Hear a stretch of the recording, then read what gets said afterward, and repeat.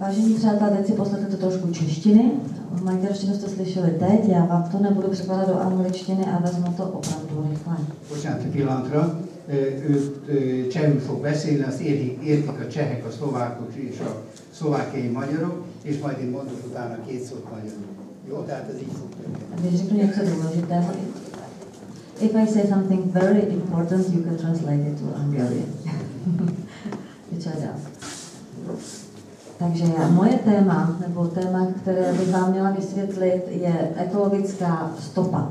Všichni víme, že každý zanecháváme stopy. Lidstvo zanechalo na zemi stopy kulturní, to znamená stavby, různé důležité památky, které navštěvujeme, ale aby je mohlo postavit, potřebuje k tomu ještě využívat přírodní zdroje.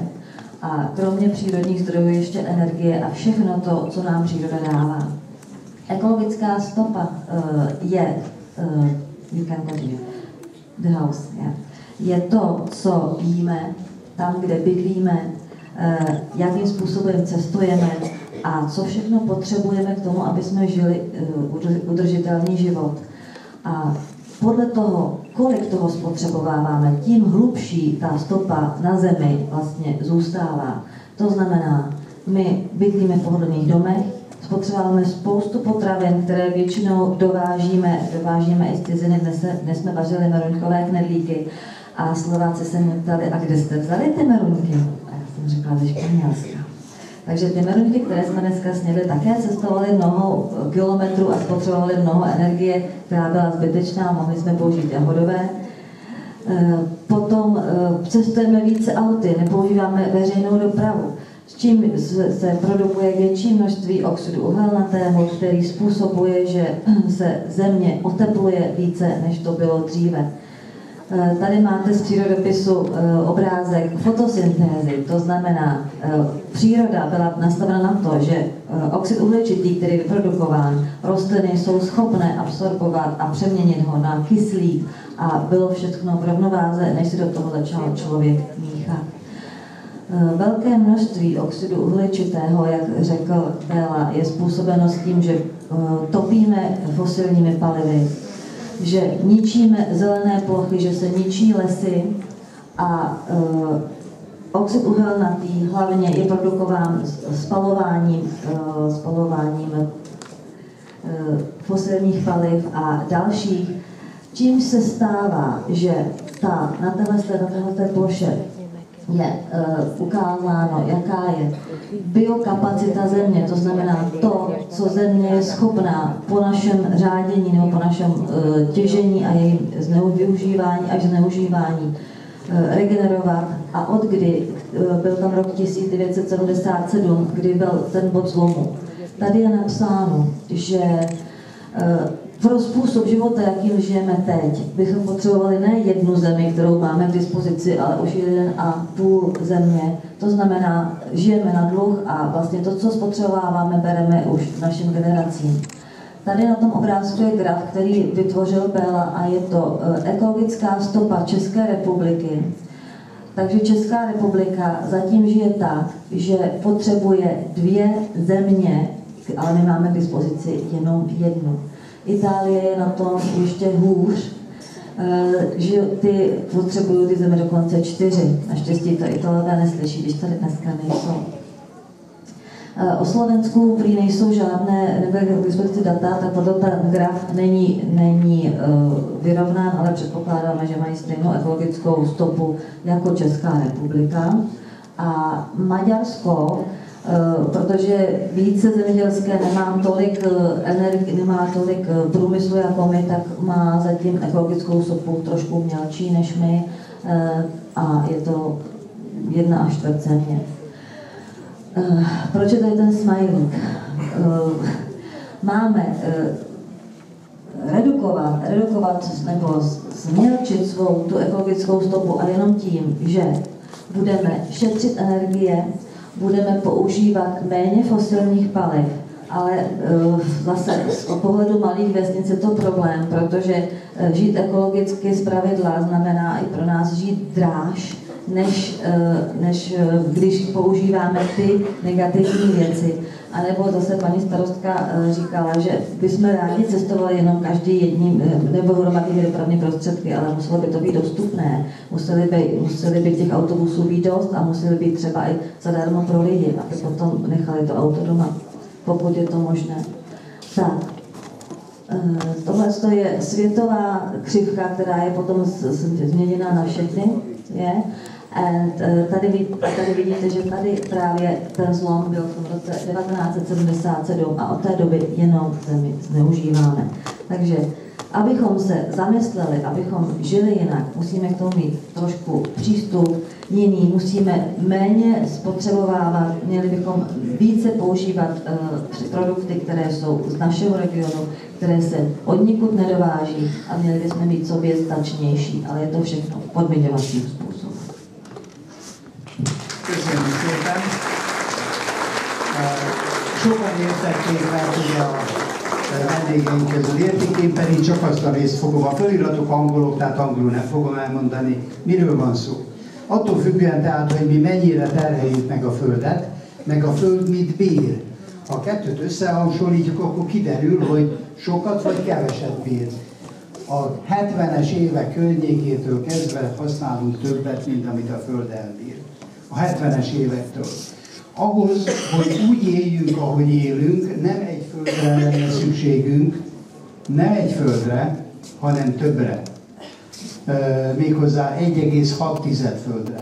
Vagyis ugye ez, amit mondtam, hogy 6 földet már a gyerekeinktől használunk föl, meg az unokáinktól. Hogy néz ki ez a cseheknél? A piros vonal az, amivel megterheli a természetet, zöld, amilyen van. Ez azt jelenti, hogy ha mindenki a világon úgy élne, mint a cseh barátaink, akkor 2 földre lenne szükségünk. Olaszországban még rosszabb a helyzet. Ha mindenki úgy élne a világon, mint ahogy Olaszországban élnek, akkor 4 földre volna szükségünk. 4-re. Szlovákiáról nincsen teljesen meg minden adatunk, de azt tudjuk, hogy 1,5 földre lenne szükségünk, ha mindenki úgy élne, mint Szlovákiában. Magyarországon pedig szintén többet használunk, mint amink van, 1,3 földre lenne szükség. Tehát ez az a fontos, nagyon fontos üzenet, amit szerettünk volna ezzel mindenkinek a figyelmébe ajánlani, hogy az, ahogy ma élünk, az nem normális állapot. Nem normális állapot. Ennek egyszer vége lesz. És ezt már most is tapasztaljuk, amikor 45 fok van nyáron. Meg még annál több is lesz. És akkor ez a téma vége, és akkor most Lacót kérem meg, Lacó, hogy a klímaváltozásról mondjon néhány szót, ugyanilyen módon fogjuk csinálni. Ő beszél szlovákul, a föliratok angolul vannak, és utána én körülbelül 1 percet még hozzáteszek magyarul. Dobrý deň, dámy a páni. Ďakujem za možnosť vystúpenia tu a 3 minúty. Ďakujem aj za tú krátkosť.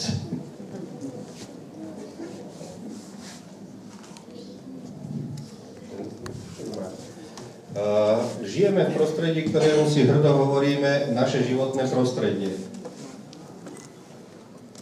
Svojím životom v tomto prostredí zanechávame stopy na tom prostredí. Tešíme sa z toho, že máme okolo seba krásnu prírodu, mnohí obdivujeme, mnohýkrát chodíme veľmi ďaleko za ňou a máme ju aj doma, ale otázka je, či si ju aj udržujeme. Príroda ako taká nám dáva možnosť prežiť a príroda vytvára prirodzenú ochranu životného prostredia v tom, že na našu Zem dopadá určité množstvo žiarenia a to, čo dopadá, pokiaľ by tá príroda nevyprodukovala určitú ochrannú vrstvu, tak sa takisto odrazí a mohlo by dôjsť k tzv. Teplotnej nevyváženosti tejto. Pardon, ja sa pozerám tam. Teplotnej nevyváženosti tohoto prostredia. Vplyvom teplotnej nevyváženosti prostredia by sme mohli prísť k tomu, že naše prostredie sa bude prudko ochladzovať alebo prudko oteplovať. tieto javy sa už teraz začínajú prejavovať. Začína sa to prejavovať tým, že produkujeme veľmi veľa škodlivých látok, ktoré likvidujú našu ochrannú atmosféru.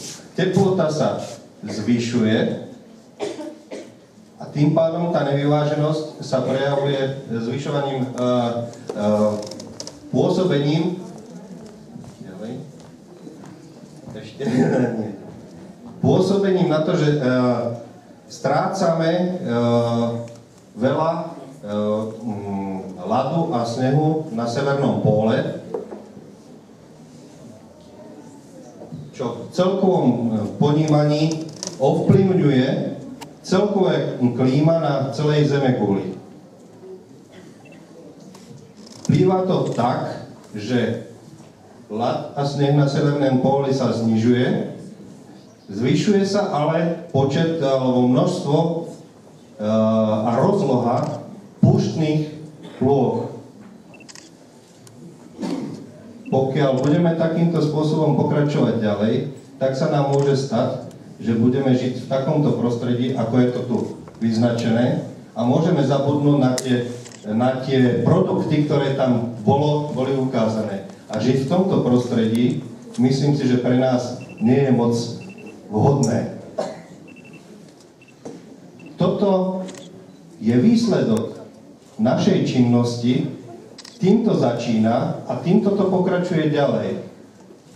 My si hovoríme, že zvyšujeme svoju životnú úroveň, tú životnú úroveň ale zvyšujeme na úkor budúcich generácií a robíme to takýmto spôsobom, čo nie je veľmi vhodné. Mali by sme sa zamyslieť nad tým, ako pokračovať ďalej. Musíme si prírodu a životné prostredie viacej chrániť. Mali by sme si viacej vážiť toho, čo nám tu príroda sama o sebe dala a čím sa postarala o určitú vyváženosť a nemali by sme sa tváriť ako páni zemegule.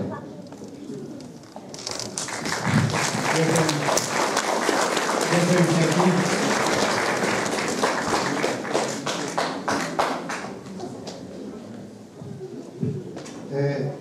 Laco a klímaváltozásról beszélt. A dolog egyszerű. Minden test kap valami meleget. Meg minden test valamennyi meleget kisugároz. Hogyha kettő egyforma, akkor a hőmérséklet egyforma. Hogyha kevesebbet kap és többet kisugároz, mint a forró leves az asztalon, akkor az elhűl. Hogyha többet kap, mint amennyit kisugároz, mert forraljuk például a levest, akkor annak a hőmérséklete fölmegy. A Föld kap a naptól meleget, és a meleget, nem a meleget, hanem valamennyit visszasugároz a világűrbe. Attól függően, hogy melyik mennyi, attól függően van a Földön hidegebb vagy melegebb. Hogyha ugyanannyit sugároz ki, mint amennyit kap, akkor a hőmérséklet állandó. Mi van azonban akkor, hogyha valahol fönn a légkörben van egy szigetelő anyag, amelyik nem hagyja, hogy kimenjen annyi, na ilyenkor többet kap, mint amennyit ki tud sugározni, és föl fog menni a hőmérsékleten. Ugye ott van, látjátok azt a részt, ami a problémát okozza. Ezt üvegházhatásnak hívjuk, az üvegházat mindenki ismeri, bemegy a napnak a melege, kimenni meg nem tud. Ezt a szén-dioxid csinálja, ugye körül forgott mind a három témánk, és attól függően, hogy milyen sok ez a szén-dioxid, ez szigeteli a Földnek a légkörét. És akkor el fog olvadni a sarok. A piros mutatja, hogy 1979-ben akkora volt a hósapka a sarkon, méghozzá az északi sarkon, és nézzétek meg, hogy mekkora maradt. De alig maradt. 20 Horvátországnyi hó olvadt el, 20 Horvátországnyi. Mondjuk úgy, hogy körülbelül 15 Magyarországnyi hó. Tehát ennek óriási hatása van. A Szahara, ami valamikor egy kis csík volt Afrikában, lényegében egészen elfoglalja Afrika északi részét, és jön a Szahara át Európába. Jön a Szahara. Jön a Szahara. Nem arra kell gondolni, hogy holnap ilyenkor itt van.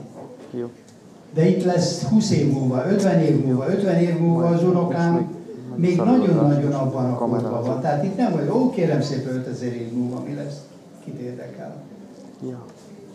Mert hogyha ilyen világot akarunk, akkor honnan lesz a kaja? Vagy hogyha ilyen lesz, mint a Szahara, akkor hol fog nőni a paradicsom?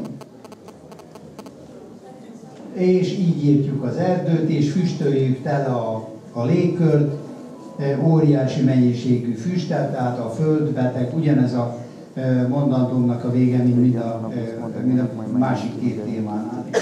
Mit lehet csinálni? Energiát kell megtakarítani. Energiát. A széndioxidnak a 80%-a az energia szenet égető. Szenet, fát, gázt, olajat, abban minden szént égel. Ez, ami a széndioxidot csinálja. Tehát, ha nem vagyunk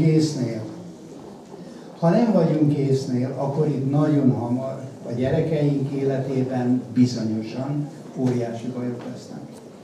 No, ennyivel zárjuk le ezt a 3 témát, és akkor ígérem, hogy többet erre már nem kell visszatérnünk. Nem így akartuk, hogy egyhuzamba, de így sokkal egyszerűbb a föllleengedés helyett a vetítővászonnal. Mehet össze a függöny, és mehet föl a vetítővászon, és innentől kezdve pedig már csak az élvezkedés lesz.